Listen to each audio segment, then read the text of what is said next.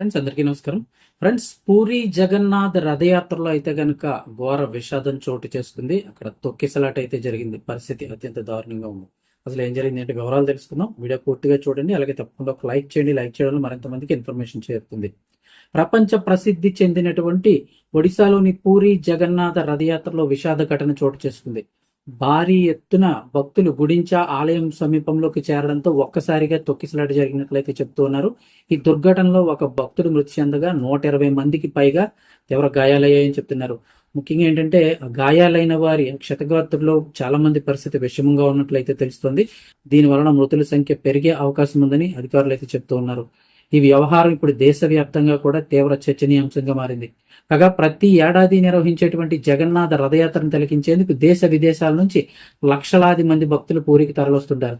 ఈసారి కూడా తెల్లవారుజాము నుంచి భక్తుల రద్దీ భారీగా పెరిగిందని అంటున్నారు. ఈ క్రమంలో జగన్నాథుడు బలభద్రుడు సుభద్రాదేవి రథాలను దర్శించేందుకు భక్తులు ఒకే చోట గుమికూడి ఉండడంతో పరిస్థితి అదుపు తప్పినట్లు తెలుస్తుంది. ఇదే సమయంలో గుడించా ఆలయ సమీపంలో ఒక్కసారిగా తొక్కిసలాట జరగడంతో పలువురు కింద పడిపోయారు. ఈ ఘటన గురించి సమాచారం అందుకున్న పోలీసులు, అగ్నిమాపక సిబ్బంది, విపత్తు నిర్వహణ బృందాలు వెంటనే రంగంలోకి దిగి చర్యలు చేపట్టాయి. సహాయక చర్యలు గాయపడిన వారందరినీ కూడా అంబులెన్స్ల ద్వారా సమీప ప్రభుత్వ ఆసుపత్రికి తరలించి చికిత్స అందజేస్తున్నారు. ఇక్కడ గొప్ప విశేషం ఏంటంటే అంత వేలాది మంది భక్తుల మధ్య కూడా అంబులెన్స్ వెళ్ళడానికి అయితే గనుక దారి మాత్రం ఇమీడియట్ గా ఇవ్వడం జరిగింది. అంబులెన్స్ కి ఎటువంటి ఇబ్బంది లేకుండా అంత జనం ఉన్నప్పటికీ కూడా భక్తులు అయితే దారి ఇచ్చేశారు.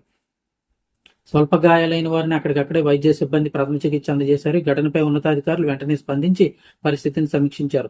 తొక్కిసలాటకు దారి తీసిన కారణాలపై పూర్తి స్థాయిలో దర్యాప్తు అయితే చేపట్టాలని ఆదేశాలు జారీ చేశారు.